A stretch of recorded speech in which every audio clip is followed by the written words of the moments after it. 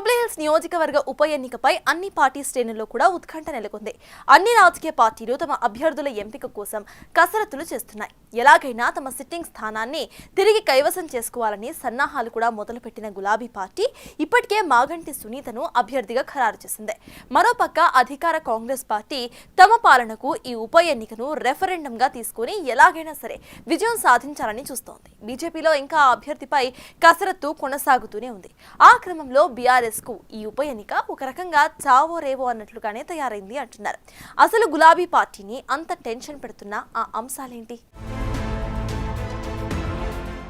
Greater హైదరాబాద్లో అత్యంత costly నియోజకవర్గంగా పేరున్న జూబ్లీహిల్స్ అసెంబ్లీ స్థానానికి త్వరలోనే ఉప ఎన్నిక జరగనుంది. దీనికి సంబంధించి తాజాగా ప్రధాన ప్రతిపక్షం బీఆర్ఎస్ కీలక నిర్ణయం తీసుకుంది. గులాబీ పార్టీ జూబ్లీహిల్స్ నియోజకవర్గ దివంగత ఎమ్మెల్యే మాగంటి గోపీనాథ్ సతీమణి సునీతకే టికెట్ కన్ఫర్మ్ చేసింది. ఈ టికెట్ ను మాగంటి సునీతకు కేటాయించి ప్రచారం కూడా మొదలుపెట్టింది. ఈ ఏడాది జూన్లో నియోజకవర్గం ఎమ్మెల్యే మాగంటి గోపీనాథ్ అకాల మరణం చెందారు. దీంతో ఉప ఎన్నిక అనివార్యంగా మారింది. ఈ క్రమంలోనే గోపీనాథ్ సతీమణి సునీతకు బీఆర్ఎస్ టికెట్ కన్ఫర్మ్ చేసింది.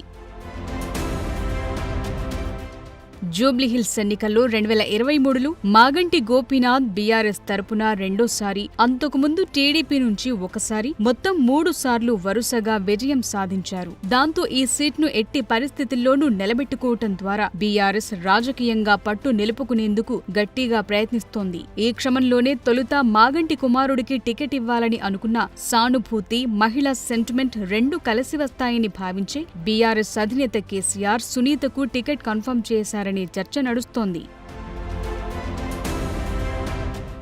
జూబ్లీహిల్స్ ఉప ఎన్నికను ప్రతిష్టాత్మకంగా తీసుకున్నారు బీఆర్ఎస్ వర్కింగ్ ప్రెసిడెంట్ కేటీఆర్. ఇప్పటికే కంటోన్మెంట్ సిట్టింగ్ సీట్ ని బీఆర్ఎస్ ఉప ఎన్నికల్లో కోల్పోయింది. జూబ్లీహిల్స్ ఉప ఎన్నికల్లో సిట్టింగ్ స్థానాన్ని నిలబెట్టుకోలేకపోతే బీఆర్ఎస్ కు రాజకీయంగా ఇబ్బందులు తప్పవు. దీని ఫలితాలు జీహెచ్ఎంసీ ఎన్నికలపై ప్రభావం చూపిస్తాయన్న అభిప్రాయముంది. గత జీహెచ్ఎంసీ ఎన్నికల్లో ఎక్కువ డివిజన్లను బీఆర్ఎస్ గెలుచుకుంది. అప్పటి బీఆర్ఎస్ ప్రభుత్వంలో మంత్రిగా ఉండి కేటీఆర్ అత్యధిక స్థానాల్లో పార్టీ గెలుపు కోసం కృషి చేశారు. కానీ ఇప్పుడు ప్రతిపక్షంలో ఉండటం కొంత మైనస్ అయ్యే అవకాశం ఉందంటున్నారు. ఇదే కాకుండా గ్రేటర్ పరిధిలో ఉన్న మెజార్టీ ఎమ్మెల్యే స్థానాలను గులాబీ పార్టీ గెలుచుకున్న కొంతమంది ఎమ్మెల్యేలు మాత్రం బీఆర్ఎస్ కు దూరంగా ఉంటున్నారు. ఆ నియోజకవర్గాల్లో పార్టీ పరంగా కొంత స్తబ్దత నెలకొంది. దీంతో కేటీఆర్ కు జూబ్లీహిల్స్ ఉప ఎన్నికతో పాటు జీహెచ్ఎంసీ ఎన్నికలు కూడా సవాల్గా మారబోతున్నాయి. జూబ్లీహిల్స్ ఉప ఎన్నిక రిజల్ట్ ప్రభావం జీహెచ్ఎంసీ ఎన్నికలపై కూడా పడనున్న నేపథ్యంలో ఎట్టి పరిస్థితుల్లో ఉప ఎన్నికల్లో విజయం సాధించేలా తీవ్రంగా శ్రమిస్తున్నారట. జూబ్లీహిల్స్ లో ఎక్కువ శాతం ఉన్న మైనార్టీ ఓటర్లు ఎవరికి మద్దతుంటే వారే విజయం సాధించే అవకాశాలు కనిపిస్తున్నాయి. దీంతో మైనార్టీలను మెప్పించేందుకు గులాబీ పార్టీ సన్నాహాలు చేస్తోంది. ప్రభుత్వ వైఫల్యాలను ప్రజల్లోకి తీసుకువెళ్లేలా కార్యాచరణ మొదలుపెట్టింది.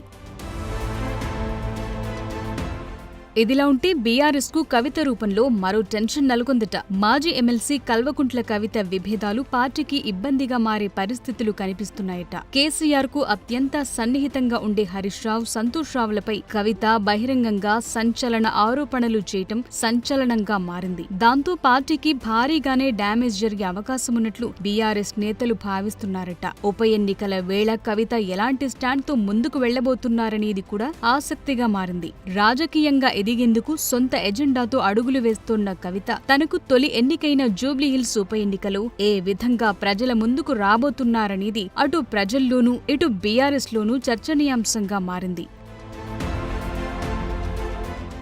రసవత్తరంగా మారనున్న జూబ్లీహిల్స్ ఉప ఎన్నికల్లో బీఆర్ఎస్ ఎలాంటి వ్యూహంతో ముందుకు వెళ్లబోతుందనేది హాట్ టాపిక్ గా మారింది. సింపతితో ముందుకు వెళుతోన్న బీఆర్ఎస్ ను జూబ్లీహిల్స్ ఓటర్లు మళ్లీ గెలిపిస్తారా లేదా అనేది చూడాలి.